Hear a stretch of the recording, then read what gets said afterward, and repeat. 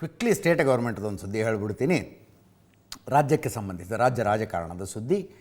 D K Shivakumar ಅವರು KPCC ಅಧ್ಯಕ್ಷರಾಗಿ 6 ವರ್ಷಗಳನ್ನು ಪೂರೈಸಿದರು. ಅಭಿನಂದನೆಗಳು ಅವರಿಗೆ. ಒಂದು ಗಾಲಾ ಡಿನ್ನರ್ ಕೊಡ್ತಾ ಇದ್ದಾರೆ ITC ಗಾರ್ಡನಿಯಾ ಹೋಟೆಲ್ನಲ್ಲಿ. ಮುಖ್ಯಮಂತ್ರಿಗಳು ಬಂದರು. ಎಲ್ರಿಗೂ ಇದು ಆ ಬಣ ಈ ಬಣ ಇಲ್ಲ. MLAಗಳು, MLCಗಳು, MP ಗಳು ಎಲ್ರಿಗೂ.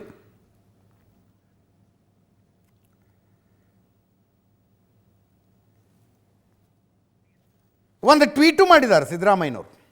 ಟ್ವೀಟ್ ಚೆನ್ನಾಗಿದೆ. KPCC ಅಧ್ಯಕ್ಷರಾಗಿ 6 ವರ್ಷ ಪೂರೈಸಿದ DCM DK ಶಿವಕುಮಾರ್ಗೆ ಅಭಿನಂದನೆ. DK ಶಿವಕುಮಾರ್ ಸೈದ್ಧಾಂತಿಕ ಬದ್ಧತೆ ಮತ್ತು ಕಠಿಣ ಶ್ರಮ ಯುವ ನಾಯಕರಿಗೆ ಮಾದರಿ. DK ಶಿವಕುಮಾರ್ ಅವರದ್ದು ಕಾಂಗ್ರೆಸ್ ಬಗ್ಗೆ ರಾಜಿ ಇಲ್ಲದ ಪಕ್ಷನಿಷ್ಠೆ. BJP ಸುಳ್ಳು ಕೇಸ್ ಹಾಕಿ ಕಿರುಕುಳ ಕೊಟ್ಟರೂ ಪಕ್ಷನಿಷ್ಠರಾಗಿ ಉಳಿದಿದ್ದಾರೆ. DKಶಿ ಅವರ ಪಕ್ಷನಿಷ್ಠೆ ಕಾಂಗ್ರೆಸ್ ಪಕ್ಷದ ಲಕ್ಷಾಂತರ ಕಾರ್ಯಕರ್ತರಿಗೆ ಸ್ಫೂರ್ತಿ. ಪಕ್ಷವನ್ನು ಅಧಿಕಾರಕ್ಕೆ ತರಲು DK ಶಿವಕುಮಾರ್ ಹಗಲಿರುಳು ದುಡಿದಿದ್ದಾರೆ. ಪಕ್ಷದ ನಾಯಕರು ಮತ್ತು ಕಾರ್ಯಕರ್ತರ ಜೊತೆ ಹಗಲಿರುಳು ದುಡಿದಿದ್ದಾರೆ. ರಾಜ್ಯದ ಅಭಿವೃದ್ಧಿಗಾಗಿ ಶಿವಕುಮಾರ್ ನನ್ನ ಹೆಗಲಿಗೆ ಹೆಗಲಾಗಿ ನಿಂತಿದ್ದಾರೆ. ನನಗಿಂತ ಕಿರಿಯರಾದ ಶಿವಕುಮಾರ್ಗೆ ಉಜ್ವಲ ರಾಜಕೀಯ ಭವಿಷ್ಯ ಇದೆ.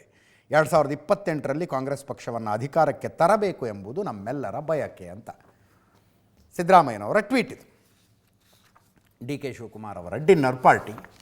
ಅವರು ಪಕ್ಷದ ವರಿಷ್ಠರಿಗೆ ಹೇಳಿದಾರಂತೆ, ನನಗಿನ್ನೂ KPCC ಅಧ್ಯಕ್ಷ ಸ್ಥಾನ ಸಾಕು ಅಂತ ಹೇಳಿದಾರಂತೆ. ನೀವು ಯಾರನ್ನಾರು ಆಯ್ಕೆ ಮಾಡಿಕೊಳ್ಳಿ ಅಂತ. ಹೌದಾ ಇಲ್ವಾ ಗೊತ್ತಾಗ್ತಾ ಹೋಗುತ್ತೆ.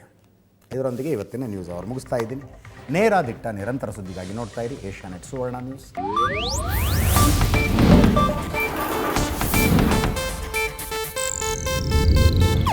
ಇದು ಏಷ್ಯಾನೆಟ್ ನ್ಯೂಸ್ ನೆಟ್ವರ್ಕ್ ಪ್ರಸ್ತುತಿ.